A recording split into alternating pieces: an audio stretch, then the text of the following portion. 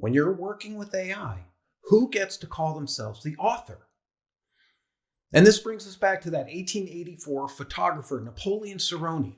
He was taking a picture of the famous poet, Oscar Wilde. You could compare him to like Kendrick Lamar. He was one of the most famous at the time.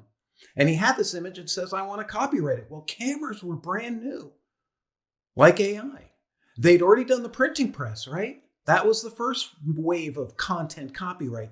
Now they do the camera. And that camera turned around and the law said, wait a minute, that's a tool. And the way he set it up, the lighting, the things that go into making it a shot made it human. Could be a little like prompting, couldn't it? In fact, when I took those photos into Midjourney and I said, give me these two next to each other exactly as they are, as best I could, you can see the examples here. They're just duplicates that sort of look like it, but it wasn't able to follow my instruction, which is more a prompt thing. But look at what they did. They turned something unique into something like everything else. That's why creativity matters in AI. Because if we don't have the human element, we're going to get this pushing everything to the middle. See, AI is a probability soup of millions of influences. How do you trace that?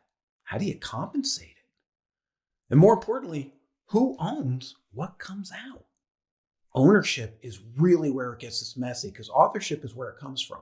We can play around with that. Who was important? Was there human involvement? But ownership, that brings in all these different influences and doesn't even talk about the AI developers and the AI platforms that are really important to be able to create this. So if we're in an open canvas kind of thing, we want contribution, getting compensation.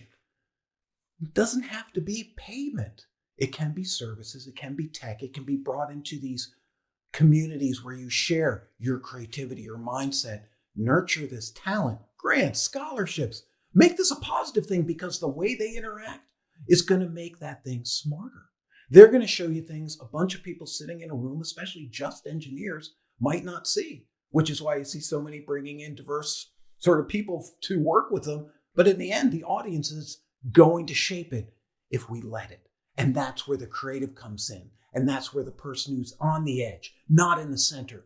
Because this stuff that's really great doesn't come in the middle. It comes from places we don't expect. How can we encourage that?